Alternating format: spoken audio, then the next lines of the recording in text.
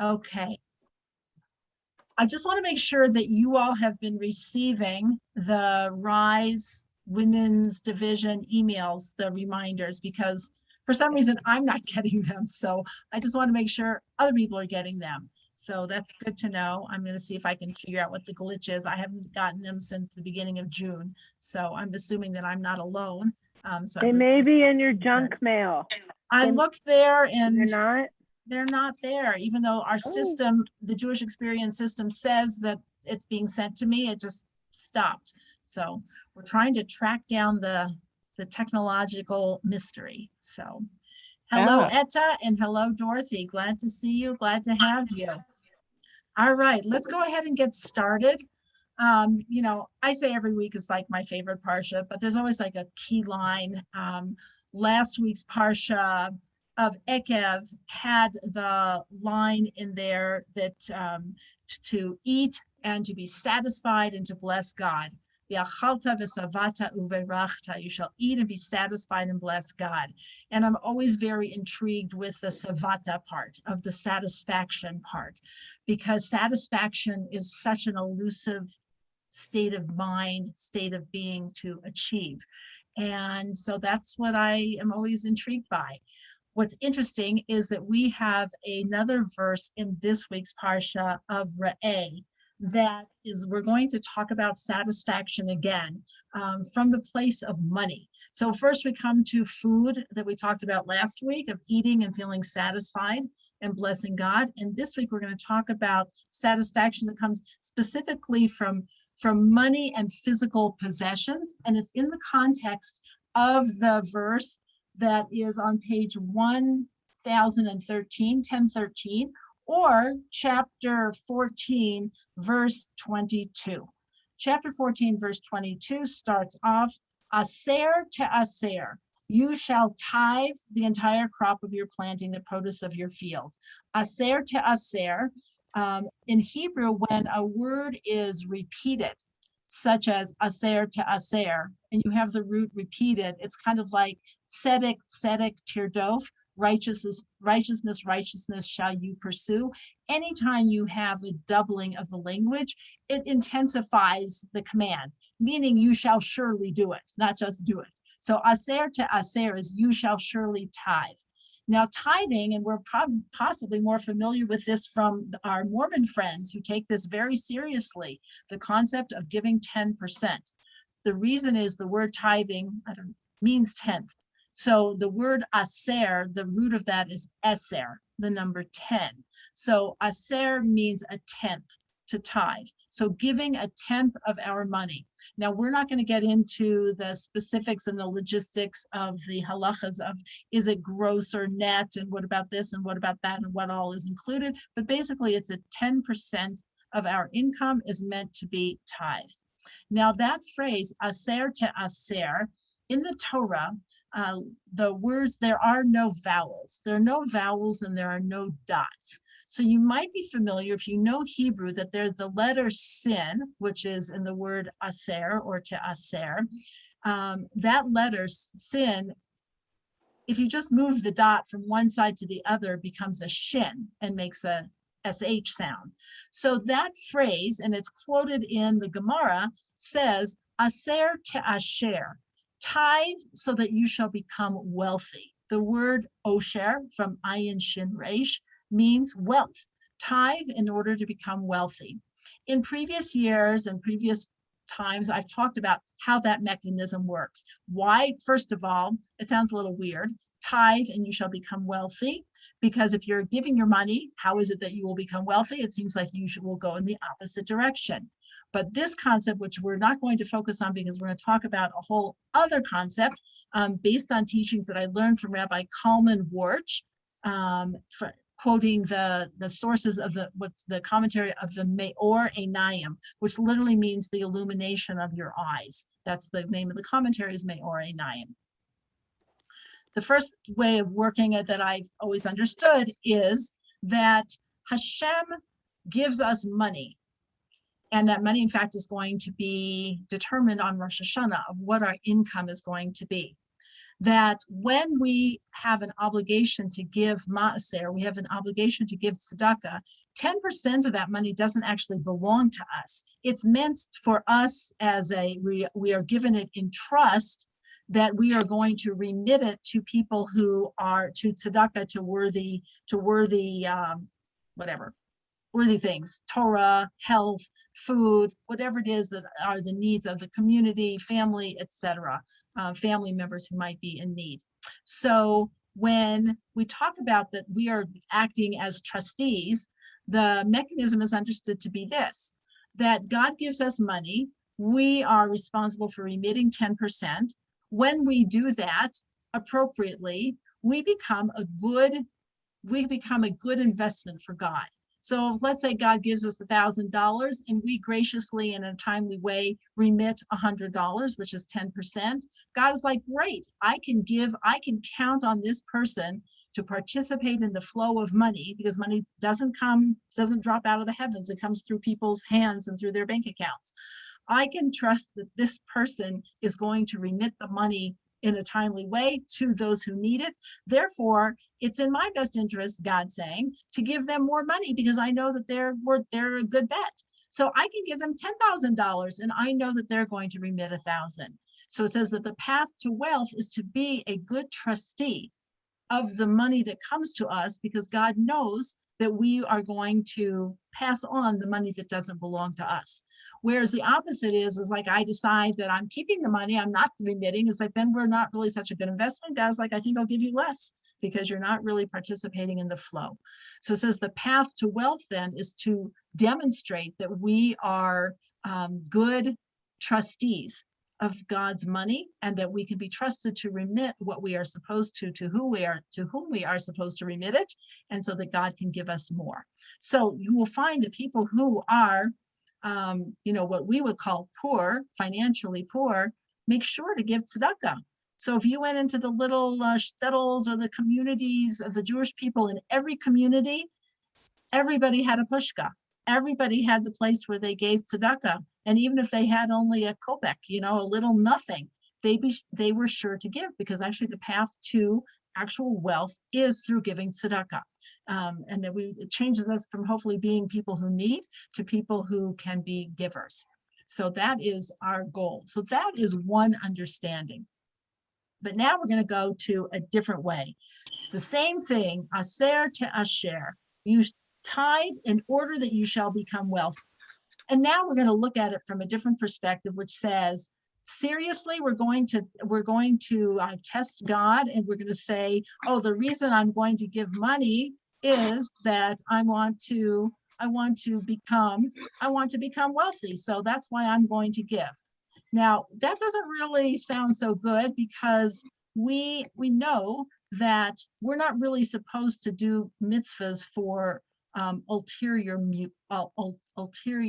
motives. It's like, I'm going to do that. That's a good way to find our way to devalue our mitzvah, is to do it for an ulterior purpose. So we have to kind of understand, why would the Gemara tell us that we should give so that we will become wealthy?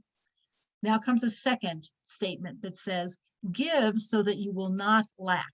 So the word is techaser, that you shall not be in a state of lacking. So it's like, okay, but if I give my money, I'm actually in a state of lacking, because if I give, then I don't have. So we want to understand what it means to be wealthy, what that means that we should give for the purpose of becoming wealthy, how we can possibly say that, and what it means to not be in a state of lacking. So now we're going to come to a third statement, which you have probably all heard from Pirkei Avot, from Ethics of the Fathers. And it says there, Ezehu Ashir, who is a wealthy person? Who is a person who is wealthy? And the answer is Hasameach B'chelko, the person who is happy with his portion. So now we have a different definition of wealth, which is how we feel about the money that we have. And we end up in a place of feeling satisfied and happy, just like we did last week with the food, of eating and being satisfying and blessing God. There's another strange little comment that says, this is also in the Gemara, a person doesn't die with half of what he wants, half the possessions that he wants. And it goes on with an equation, and it says, a person who has 100 wants 200, a person who has 200 wants 400, a person who wants 400 wants 800. What is the progression there of the wanting? Did you notice that it's doubling? So that means a person who has 1 million wants 2 million. So if the person themselves was to take a stab at saying, how much are they lacking? So the person who has 100 wants 200. How much are they lacking? They're lacking 100 because they want 200. A person who has 200 wants 400. How much are they lacking? 200. A person who has 1 million and wants 2 million. How much are they lacking? They're lacking 1 million. So as the person is accumulating more money, they're actually entering into a state of more lackingness, more dissatisfaction, because they're not going up just a little bit. The person who is 200 doesn't say, I just want another 100 and then I'll have 300. They are doubling. It says this is the human nature, is to want more. How do we get out of that trap? First of all, is that true? Are people that dissatisfied? And the answer is, I know people who are very satisfied with what they have. They've decided on a plate, they're very satisfied. But most people are feeling like, oh, I wish I had more.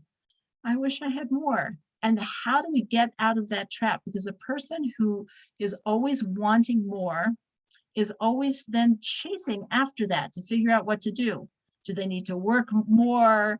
Maybe they go into different shady business practices, or they kind of cheat, or they do things to try to get more. It becomes a mindset that then challenges them in how they live their lives because they're trying to get more. So we have to ask the question is, why do we want the money that we have? It goes back to the same question, is why are we eating? What is the purpose of our money? So when we are able to say that the purpose of my money and all of my possessions is to help me become a better person, then I can adopt a different attitude, which is the money that I have is the money God wants me to have in order to become a better person, to become a more sensitive person, to become a more compassionate person, to do mitzvot with. When I have that attitude, my approach and my attitude towards the money I have can be tempered and tamed, because I'm looking at it as a vehicle as opposed to an end. It becomes a means instead of an end. And if I recognize what the means is, that the means is not keeping up with the Joneses or with the Goldsteins or with the anybody's, it is to use for my personal journey in this world, then I can have a different approach. It says, how do I get there? So here's an interesting idea. It says that a person, when it says that a person doesn't die with half of what they want, it's talking about not a person reaches the end of their life and they don't have what they want, but a dead person never gets half of what they want. It's like, well, who's the dead person? It says, the dead person is not a person who has died, physically died. A dead person is a person who is alive, but has a dead approach to their life because they missed the point of why they were here in the first place. A dead person is a person who doesn't understand that they're here for spiritual purposes, that they're here to transform themselves into a higher person, a higher level person, and instead thought that they were here, that they were supposed to be collecting goodies.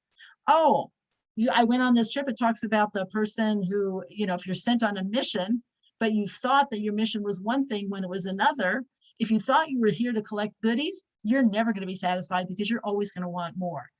If you realize that the reason you are here is to grow as a person and become the greatest version of yourself, then the things, the possessions you have are not going to trip you up. And you will have a sense of satisfaction. God gave me this. This is what I'm supposed to use to have it. And if I get more, and I may need more or want more or think I need more, I will have a sense of satisfaction. A person who's chasing the almighty dollar and chasing things and toys and is following the dictum as the person who dies with the most toys wins, that person is called dead even while they are alive, because you missed the whole point. So a person who is dead and has a deadened approach to life, and we know that this can go because remember the Torah later, in a few weeks, we're going to read where God says, I have set before you life and death, choose life. Well, who's choosing death? Nobody's choosing death, but that means that death is a lifestyle approach. You can have a death style approach, which is to miss the boat completely, to not understand why you're here. You can be alive. It says people, the tzaddikim, are alive even after they're dead, and the Rashaim, wicked people, are dead even while they're alive.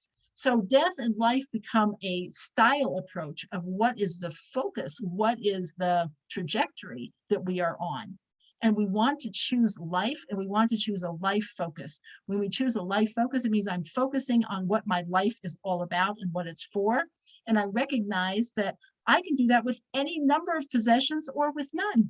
If whatever God gives me, that must be what I'm supposed to have.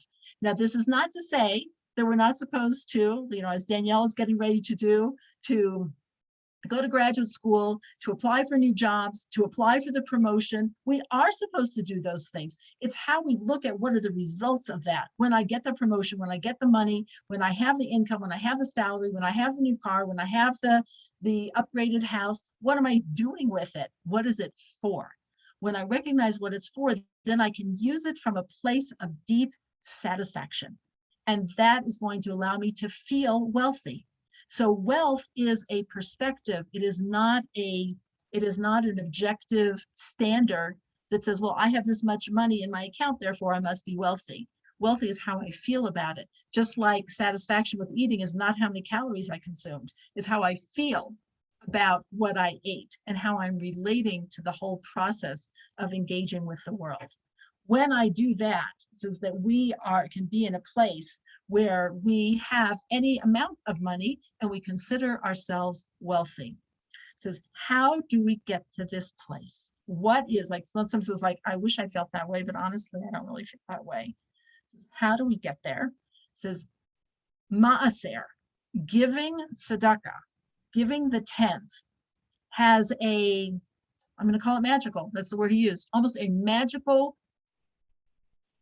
approach, a magical impact on how we feel. When we give maaser, when we give a 10th, it changes how we feel internally about the money and the possessions that we have. How does that work? How might that work? So think about it for a moment and let me know, and you can unmute if you have a thought about how that might work. We're going to try to understand it, and there's some beautiful insights in why that works. But why does it not work with if you gave a 9th, if you gave a 5th, if you gave a 12th? Like, what is it about a 10th? What is it about giving the mitzvah of maaser? Let's say you're a millionaire. Let's say you have $1 million and you give, let's see, what's the amount that he says? You're a millionaire and you give $50,000 in tzedakah. That's a lot of money. That is a lot of money. Can you reach this place of satisfaction and feeling rich? Or does something happen differently when you give 100,000 out of $1 million? What happens? Anybody have any thoughts or ideas of what is it? Etta. Just the thought that 10, we have 10 fingers, 10 toes. There's a sense of wholeness about 10. And when you go and dig it from 0 to 9, then the next set is 10. Okay, hold on to that thought because we're going to explore that exact idea of about the 10 being related to the sfirot and to our fingers, because our fingers, our toes are all based on 10. That's the magic number because that is embedded in creation. Something happens when you hit a 10th. When you hit that 10 number, something happens. The other piece of it is, unless somebody else has another idea or thought, and hold on to Etta's idea of that, because we're going to explore the spherotic aspect of it as well, is the fact that we are following the command. That it's not like what I feel like giving, it's I'm commanded to give a 10th, and so therefore I am. It says that this is a disciplined approach to giving. It means that I am following what God says and not what I feel like. It says, as soon as we connect ourselves in any mitzvah to God's will rather than our own will, that at the same time it's paradoxical. At the same time, I am limiting myself to like I'm doing what God wants instead of what I want. I'm actually attaching myself to the will of the infinite creator of the universe, which means I'm touching infinity. By submitting myself to that mitzvah, I am connecting myself to the will of the infinite creator, which means I am actually connecting myself to the infinite. Being connected to the infinite is a source of satisfaction. Because if we look at it, what is it that drives people to want what they want anyway? What is it that people are really looking for? What is it? They may not be able to put words into it. What they really want is they want everything. I want the world. I want to take in the world. I want to eat it all. I want to have it all. I want to do it all. I want to be it all. That's because we're created in the image of God. And when we're like little mini deities, we really are. So that comes with a desire. I'm not sure if cows say, I want to eat all the grass in the field, but they're done with it. When their stomachs are full, they stop. Animals stop unless they live with human beings. Then they kind of get onto the human being thing. Like I really think I'm a person and not a cat or a dog. So they may kind of go a little crazy, but you don't find obese cows in the wild. You don't find obese foxes. They're just like, they take the environment that they need. It's like, that's it. Human beings have the unique and challenging place of being little gods. And so we want everything. The problem is we can't have it directly. You can't eat everything. You can't do everything, and you can't have everything. So how do we get the next best thing? The next best thing is to connect to the one who can and does, which is the creator of the universe. So when I touch God, and that's what a mitzvah is, Sav needs to connect. When I connect to God, whatever action I'm doing, it's my shortcut to eternity. It's my shortcut to infinity. It's my shortcut to being everything, having everything, and doing everything. It's a fascinating thing to even think about, which is why if you think about, like I'll choose like the 12-step program, it has a spiritual foundation. It's connected to God. It's connected to the godly in the person. That's how a person can abstain. It's only when I can connect to my higher power. What does that mean? It means I am connecting my lifeline to that. And that allows me to have a sense of satisfaction because I'm connected. But it only happens when I fulfill the divine will. Otherwise, I can't get there. It's like trying to fill a car. Instead of gasoline, I'm pouring water into the tank. And I'm like, why can't I go? It's because you're using the wrong thing. You want to go, but you can only go this way. That's the way to go. So you look at, in the olden days, in my days growing up, it was Imelda Marcos who had 1,000 pairs of shoes. It'd be like, that's crazy. How can anybody have that many pairs of shoes? I have a friend, she was telling me that the people next to them, to her parents' home, I'm sorry if this is your home, I hope it's not. They bought another lot in a very expensive neighborhood to build basically a house for the cars. And it looks like it looks like another mansion, like it looks like another huge house, and it has like some sort of hydraulic something or other, so they collect cars, and they have a whole house for the cars. It's on another lot, and this is in our kind of pretty much immediate neighborhood. Like, what are you doing with those cars? How many cars can you actually have and use? What does that even mean? This person is not satisfied. And I'm not judging, because I'm in the same boat with a lot of categories of things. I want everything. I want to be everything. I want to do everything. I want to be at the top. I want to have, and what do people say? I want to have it all. Is that some sort of psychic craziness? Is that a sickness? It's like, no. That's a sign that you are created in the image of God. And it's actually good as long as we know what to do with it. Like, how am I going to have it all? How can I be it all? How can I do it all? I can only really do it if I am connected to the one who is all. And if I can connect to that. Yes, Marla. So how do you explain then if somebody has it all, as you say, like the millions of cars, but they still give a tenth of what they have? I don't know if they do. Supposed to, but if they do, I'm saying if they do, we're judging that they're not satisfied. But if they're giving a percentage of what they're supposed to be or commanded to give, then how do we can't judge, because You're maybe right. they are Absolutely. satisfied. You are absolutely right. Maybe they are. And that's Yeah. true. So we can't judge. And we live in such a wealthy time, not every single person, but we live in a time of such abundance that we are not, so we're not judging. So I'm making an assumption. That's why I'm not saying who it is or where they are, whatever. We're saying that they're chasing something. So maybe they are giving a tenth, and actually the wealthy are supposed to give up to 20%, but no more, because you're not supposed to become impoverished yourselves. So you are supposed to, but there's the minimum is 10, the maximum is 20. So you're right, they may be giving a tenth to charity. They absolutely might be. And then they may be in a place of satisfaction. The truth is that somebody can be impoverished and they can be on the poor side, and they can be actually very materialistic. That the only reason they don't have more is because they don't have the money to have more. They don't have it, but if they could, they would. And then there are people who are very wealthy who are living in a place of deep satisfaction. So I was only using that as an example of like the Imelda Marcos, and like, I don't know, for all I know, Imelda Marcos also gave 10% of her income to charity. I have no way of knowing that. God bless her soul. I'm sure she did. We should judge favorably.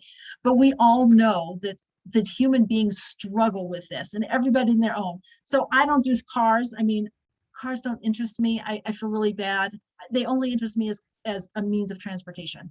I hope that when I get in the car that the tires are inflated and that it goes.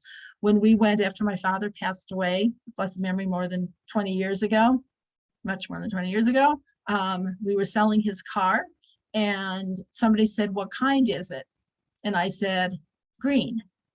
That's like, I mean, I can't even hold the information in my head as how little it interests me. So I just can't. So there are other things that interest me a lot. Jewelry, books, scarves, all sorts of things, food. But so everybody has their thing that they like, that they pursue, or that they would pursue. Some people like pat themselves on the back, like, "Oh, I would never pursue that." It's like, well, that's because you don't have the money to do it. You have other obligations. But in our hearts, we are pursuers. Our entire economy is based on the idea that we want more, and that it's not enough. So if someone says, "Well, I live with less," it may be just because they don't have the financial means to pursue it, but in their hearts, they are pursuing it. And there are people who have a tremendous amount of money and are actually very satisfied. So we cannot judge by what somebody actually has. Somebody being wealthy is not a sign that they're pursuing it, and somebody being poor is not a sign that they're not. It is an internal state of being, which is what wealth and satisfaction are all about. You can't tell by looking at somebody where they are on the spectrum. You absolutely cannot tell. But it's for us to judge ourselves and figure out, how do I get to a place where I do feel a tremendous sense of satisfaction about whatever it is I have, because I recognize why I'm here, and I realize that whatever I'm supposed to be doing with my life here, that God has provided me the resources to do it. And so I am happy. And the way to connect to this sense of infinite desire is to connect to the infinite. And that's because God is the only infinite thing. A person who is a multi-million billionaire, there's always going to be somebody who's richer.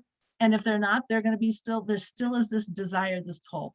So when we connect it to God, we are able to get to the place of deepest satisfaction. Okay, so there is going to what Eva said as far as the 10 and being connected to the Sfirot. The 10 Sfirot is like, why is it 10%? Is that just kind of like a nice round number that just like works out more easily? It's kind of like trying to figure out the tip, Sometimes I give 20% just because I can't figure out 15%. It's just like, my head doesn't work that well, except now you go to some restaurants and they put on the tab what different tip amounts are, so you don't have to figure it out. But is 10% just a number? Like, how did that number even get picked to begin with? It's very specifically aser to aser, giving a tenth. So what is the tenth? So the tenth goes to the idea, and the Maor Einai raises this. It says it goes to the Sfirot. The 10 Sfirot, without starting a class on Kabbalah, which is interesting in and of itself, the 10 Sfirot can be described in a lot of different ways. One way it can be described is it is the mechanism, it's the spiritual mechanism through which God runs the world.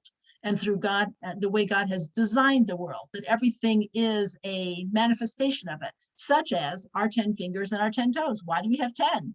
We could have maybe, had 3, 6, or whatever, some other number. Why is it 10? Why do we have 10 toes? This is because there are 10 sfirot, and it's a constant reminder.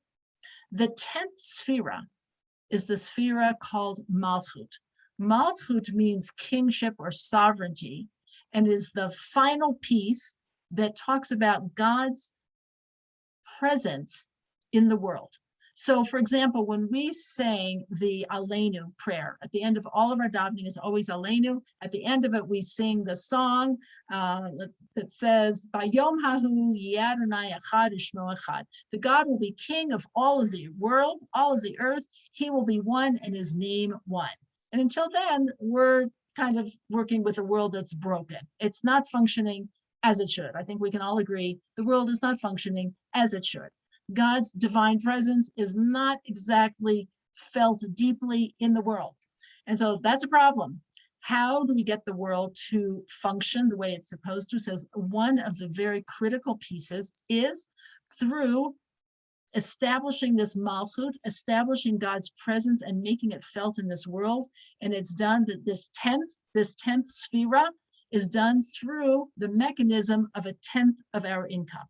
It says that when income and when there is a flow of financial resources that works the way it's supposed to, it's part of establishing God's kingship in the world. So it's like we make God king. The 10th sphira comes into being in a very real way for ourselves, in us, as well as the rest of the world, when we give a 10th. So we're accessing this 10th sphira through a 10th of our income, through a 10th of our money. Does that make sense? I'd never heard this before. It was just so interesting. So when I give a 10th, it's not just like that's a nice round number. It's a number. It's like I am specifically thinking about establishing God's kingship and making God's reality real. How do we do that? When we don't stand by and wait for, the lightning and thunder and, whatever to happen. It's like, in whose hands is making God's reality a reality in this world? It's in the hands of the Jewish people. We're the ones who are in charge of that. So when we do the maaser, when we give the 10th, we are establishing and completing the spiritual circuit. We are making the system work. Because in the mystical tree of life, the 10 sfirot, it's like this whole thing that looks like it either looks like a skeletal system, it looks like a circulatory system, it looks like a highway system. The 10th is the final one at the bottom. And it's connected to the foot, and it's connected to something being grounded and finally here. Otherwise, everything's just kind of floating out there, not completely there. How do we get it to be completely there? Through maser, through giving a 10th that accesses the 10th that establishes God's kingship. When we do that, it says we are making the world right. It says this goes back to what's the source of satisfaction. God tells us we'll quote it in a minute, in the prophet Malachi, God says, test me. One of the 365 prohibitions in the Torah is don't test God. Don't test God. There's one exception when it comes to giving maser. Test God and see if this won't work for yourself. Test and see. You will change how you feel because you connect the dots. You set the system aright. And it says, and that's what leads to the satisfaction. Why do we have a sense of satisfaction and feeling wealthy? Ezehu Ashir, who is the person who is wealthy? Hasameach b'chalko, the person who is happy with his portion. What's the portion? The portion is the 10th. I'm happy with the sphera, the 10th sphera, that portion that I connected the dot. I plugged the system in and the lights all go on. That makes me happy because that's the other human drive. Even though people have failed miserably in their attempts to do it, all of the bad social systems that have been established in the world all originally had a goal of perfecting the world. It's just that they weren't based on the Torah way of looking at things, and so they were doomed to failure. They had a piece of the answer, but not all of the answer. All of the isms, all of the everything. Humanity actually is trying to fix the world. It hasn't exactly worked, but they are trying. So there is a drive in humanity to improve things. And when something is improved, it creates a sense of, we did it. Why do we get so excited when there is an answer to one of the human problems? It's like, oh, an answer. Okay, so there's more problems, but we at least got that one right. There is, unless somebody's a psychotic, whatever, megalomaniac mess, we're not talking about those people. We're talking about the natural human response to the world and things being on the right course is a sense of satisfaction. That's great. That's great.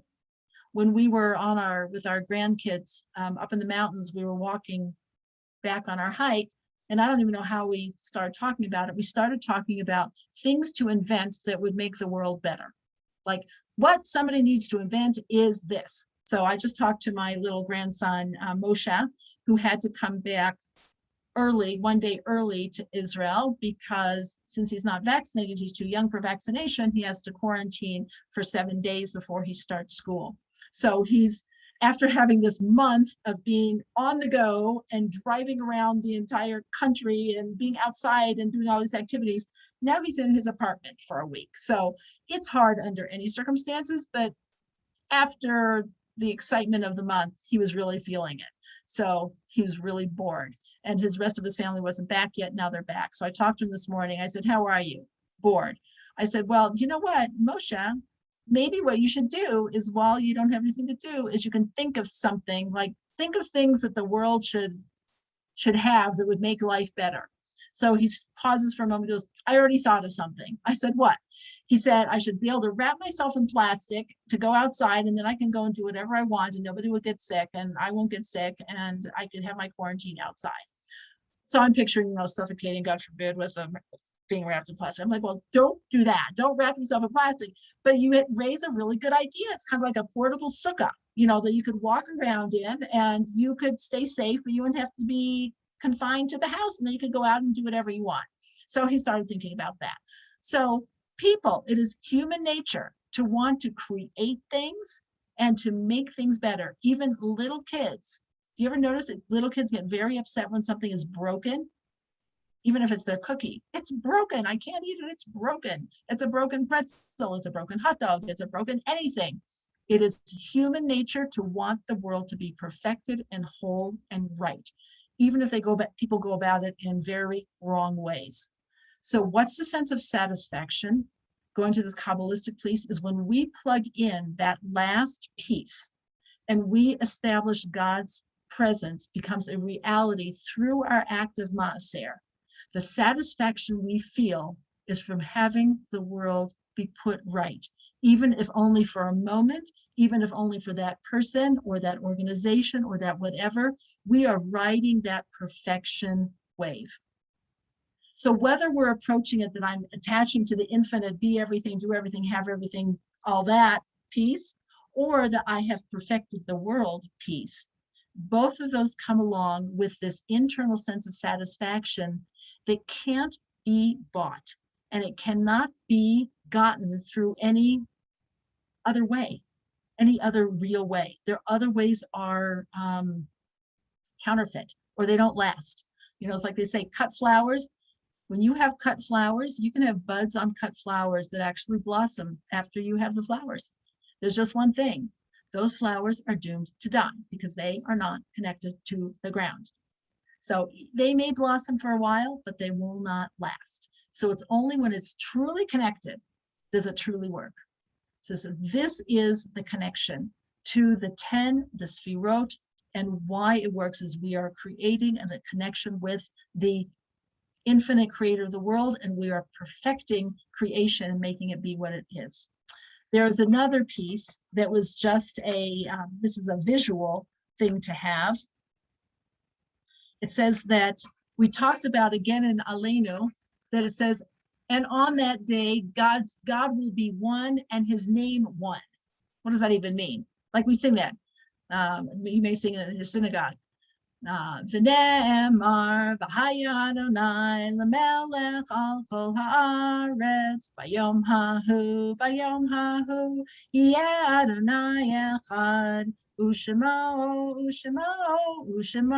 echad. And most people are focusing on the harmony for that and singing it all together, and it's the end of the Shabbos, and let's go have Kiddush. That's everybody's focus, and we don't pay attention to what the words say, which is, in the future, God will be Melech al kol haaretz, Malchut. The sovereignty will be established on all of the world. God's name will be one, and God will be one, and his name one. God is one. Already God is one. We say that, Shema Yisrael, Adonai Eloheinu, Adonai Echad. Hear, O Israel, the Lord your God, the Lord is one. We know God is one, but what does it mean his name is one? It's like it says that God's name, the four-letter name of God, which is Yud and Hey, Vav and Hey, which we pronounce as Adonai, but it's Yud, Hey, Vav, Hey. It says God's name is disconnected. There's Yud, Hey, and Vav, but the last Hey isn't quite there. Not quite there, it's kind of dangling. It needs to be put back together. So we see in some of our davening, there'll be a little meditation beforehand that says, for the sake of the unification of God's name, of the Yud Hey with the Vav Hey. Not together yet. It says, what does that mean? So this is a beautiful description of the act of giving tzedakah, using the letters of God's name as a visual for what that is like. It says that the Yud, the little Yud, is literally the money. It's like the coin, just like the little Yud is little tiny, is the coin. And it's the source of the money, which comes from God. The Hey is the hand, the 5 fingers, that the money comes into our hand. The Yud goes into the Hey. And then I stretch my hand out in a straight line, and that's the Vav. And then it goes into the recipient's Hey, into their hand for them to receive. So that the letters of God's name of Yud and Hey, Vav and Hey becomes a visual description of the money coming from my hand, from the source into my hand, being stretched out to the other person and received in their hand. That when the person receives it, that's called adding the Hey, the stretching out of the Vav into the other person's hand of the Hey. That's the unification of the Yud Hey. I got my money, it's in my hand, but until it's connected to stretching out to the other person and being received by their 5 fingers, their Hey, which Hey is equal to 5, their 5 fingers, it's not complete.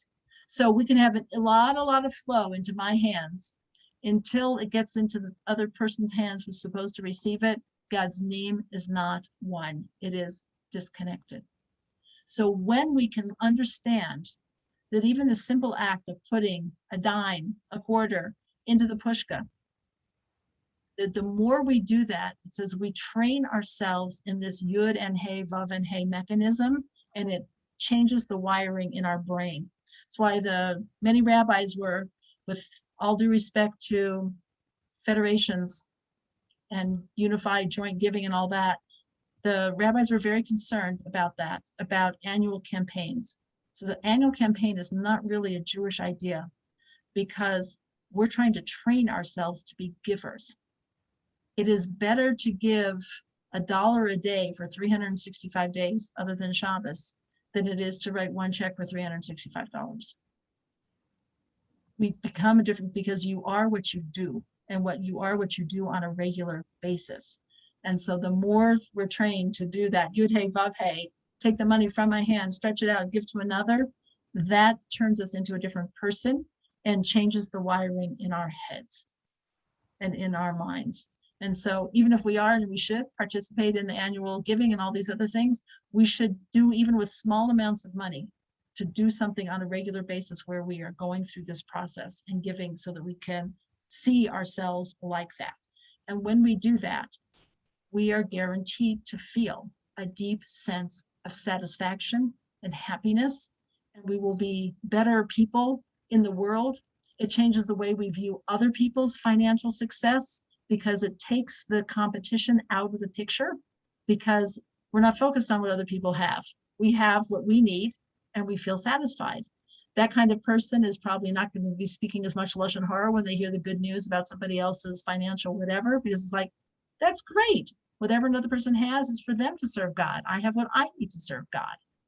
They're not going to be as competitive. They'll be less likely to engage with shoddy business practices, shadiness. They won't be cheating on their taxes. They're going to be doing everything above board. So the trigger to that is that it will percolate into every aspect of our lives. It changes the way we look at our children. Do we insist that they go to school to be trained for the most remunerative job, or to follow their hearts and their passions and do what they are meant to do in this world? It changes everything. And then so it says, aser to asher, tithe so that you can become wealthy. And what will be the definition of that wealth? The wealth is how you will feel about what you have, because of what you are connecting to in a greater and higher place. So we come from last week's parsha of Ekev about you shall eat and be satisfied and bless God, to this, you shall tithe and then you shall be satisfied and you shall become wealthy, and you will not feel a sense of lacking. It says feeling a sense of lacking is a very challenging thing. And it's not based on where somebody is in the absolute rung of economic whatever. It is how we feel relative to other people. So,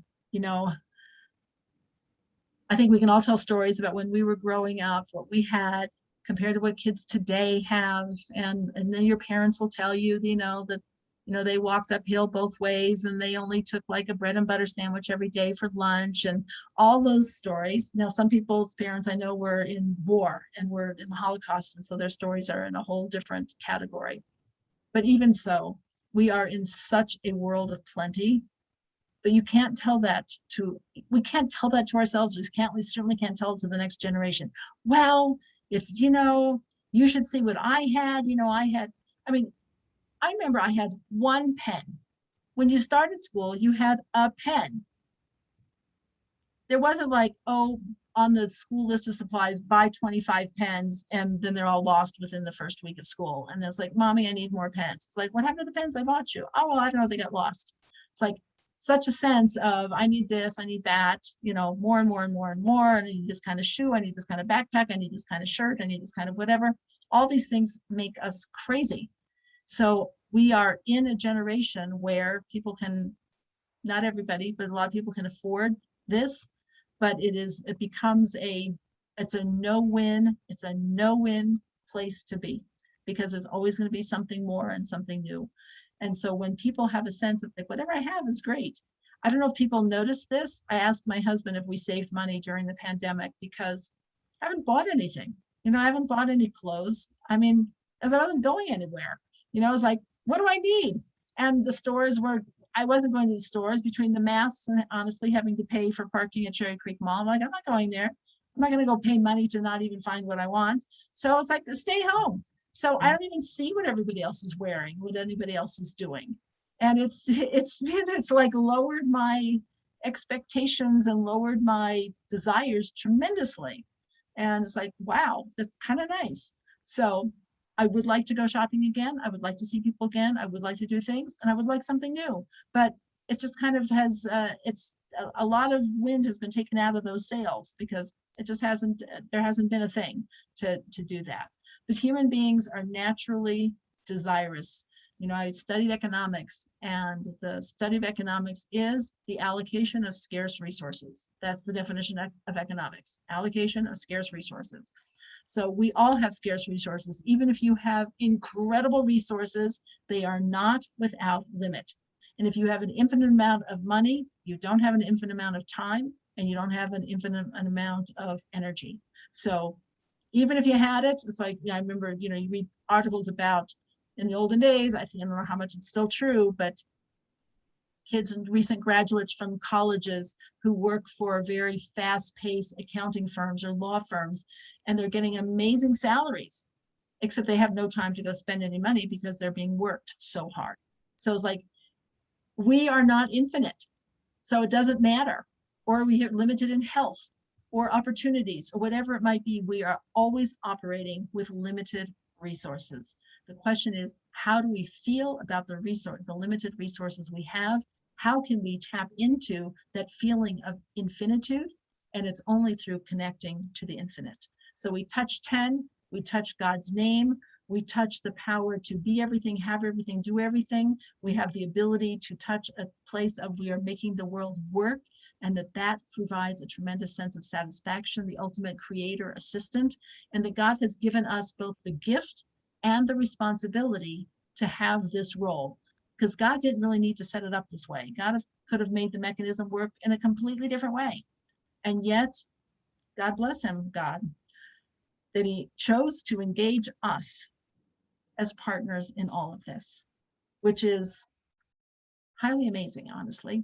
But that is, and has told us that we are the partners in this creation, and has given us the ability, has given us the instruction, and has given us the knowledge to know what kind of an impact what we do has on the world.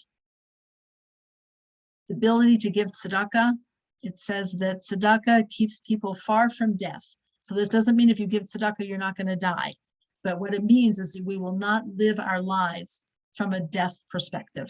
We will not live in this world alone. We will understand that we have a bigger goal, a bigger frame of reference, that we have a bigger scene that we are working with, that we're talking about perfecting all of creation for all time. So God willing, we will be able to do that. And the next time you put a quarter, a dollar, or whatever in the pushka, know that you are doing something really incredible, that you are shaping yourselves, that you are shaping the world, and that you are changing the world. And so aser to aser, you shall surely tithe, because I want you, aser to asher, I want you to tithe so that you can really experience true wealth and pleasure and happiness. So God willing, those two words in the parsha are enough to be satisfied with and live off of for a good long time. So that brings us to the end. Any questions that people have about this? I'm happy to answer whatever I know. So feel free to unmute. And Thank you, Ellen. my pleasure. Thank you all. Thank you very much. Thank you. Thank you. All Have a good right. week. Have a great week, everybody. And I'll look forward to seeing you next week. Nice to see you at all. Thank you. Be It's been well. a very long time. I Thanks, know it's Ellen. good to see you, everybody. I've missed you.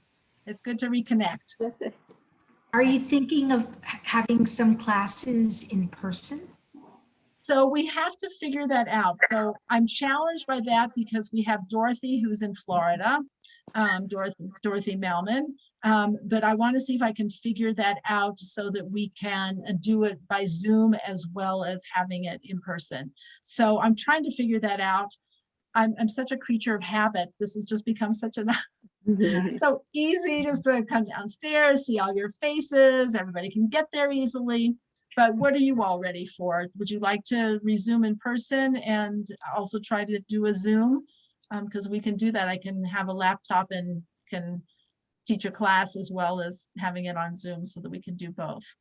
I'm happy with this because I hate driving. I know. But It's for a just lot kind of of makes people, it so easy. I know Rabbi Lieben is like, when are you coming back? I'm like, I don't know.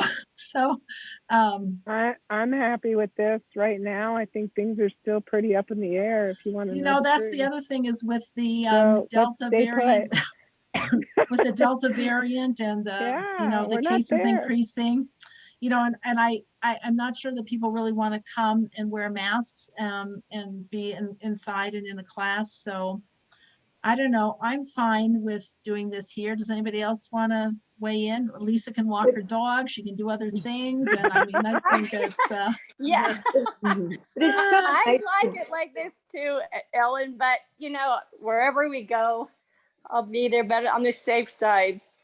You know, until we know it's all well and good. But this is wonderful, and you get to reach a lot of different people while we're doing this. which From is all the really different- fun for me.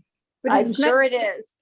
it's nice to be together. There's something about connecting, about being Physically being together. in synagogue or being together. But then again, there's something worrisome, very worrisome about it. So it's, but I miss seeing the people for real. Yeah. It's funny. I saw somebody I had never met.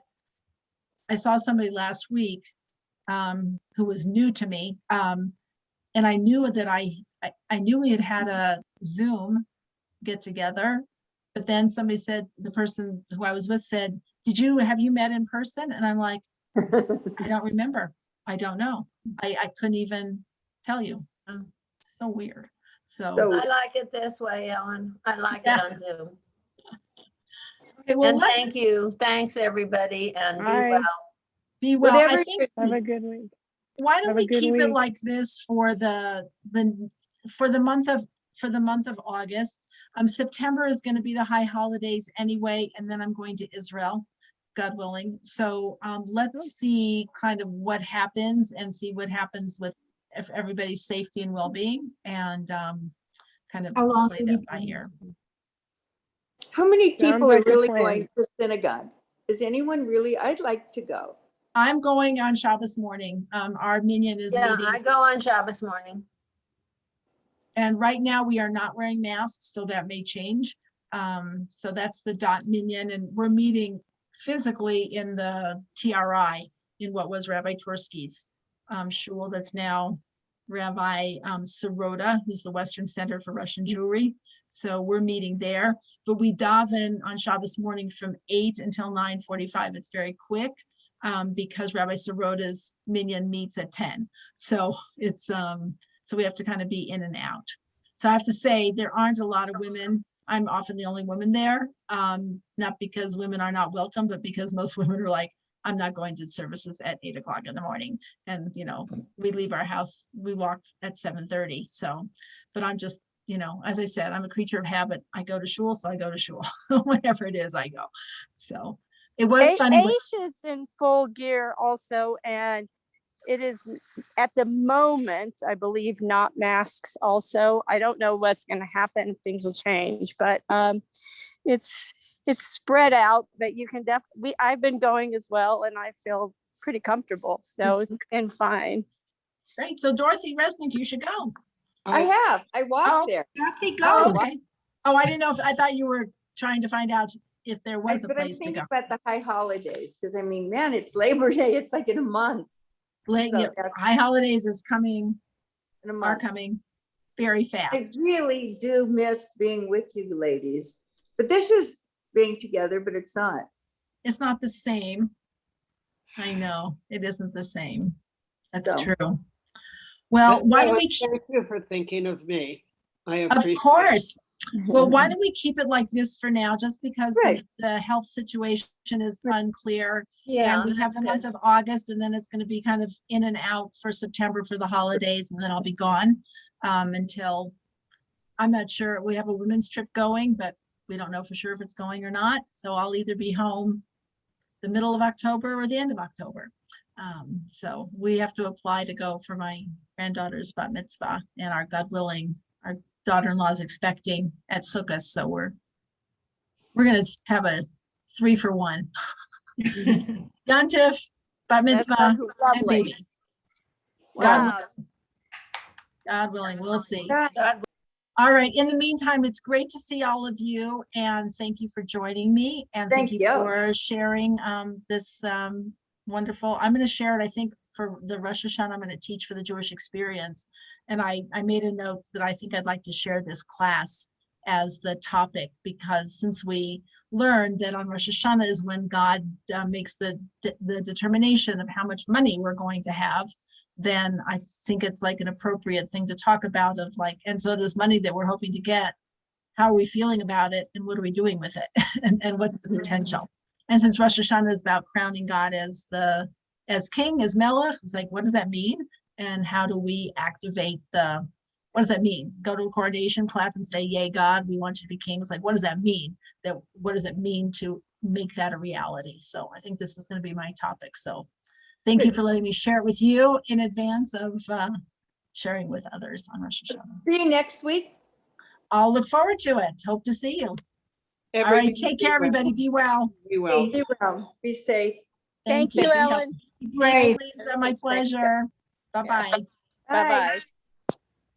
Thanks.